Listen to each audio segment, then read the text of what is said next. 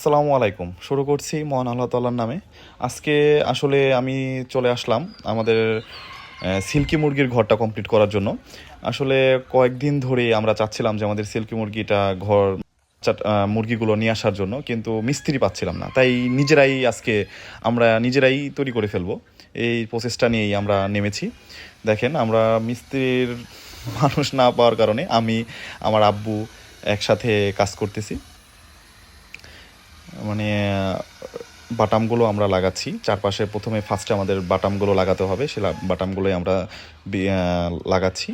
আসলে আজকে সকালবেলা অনেক বৃষ্টি হয়েছে আমাদের এখানে, মোটামুটি ভালোই বৃষ্টি হয়েছে। গাছপালা একটু ভিজে আছে, পানি পড়তেছে। আসলে আমরা কখনো তৈরি করিনি এভাবে। আমরা বাটামগুলো খুব সুন্দরভাবে লাগাচ্ছিলাম। এটা সাইড বাটাম, তারপর সামনের বাটামগুলো লাগাবো। আব্বু বলছিল যে আমরা কি পারবো, আমি বলছি হ্যাঁ অবশ্যই পারবো, আমাদের দেখেন আমাদের ঘরটা অনেক সুন্দর হবে। আমি কাজ করছি, আমার আব্বু কাজ করছে, আর আমাদের ছোটো ভাই, আমার কাছে ছোটো ভাই, যে এই প্রতিষ্ঠানটা মানে এই ফার্মটা পরিচালনা করে, হৃদয়, আমার অনেক কাছে ছোটো ভাই, ও কাজটা করতেছে। ও অবশ্য ভালোভাবেই কাজগুলো করতে পারে, কাঠ মিস্ত্রির কাজগুলো ভালোই পারে দেখলাম।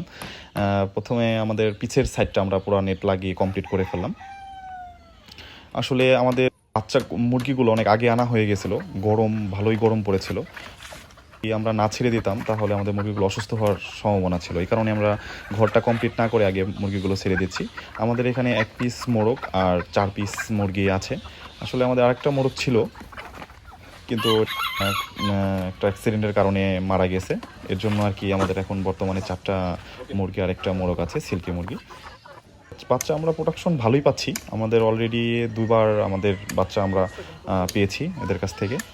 তারপর আমরা আমাদের গেটটা কমপ্লিট করে ফেললাম। গেটটা কমপ্লিট করার পর দেখেন এখন খুবই সুন্দর লাগছে। কীরকম হলো আপনারা অবশ্যই বলবেন। আসসালামু আলাইকুম, ভালো থাকবেন সবাই।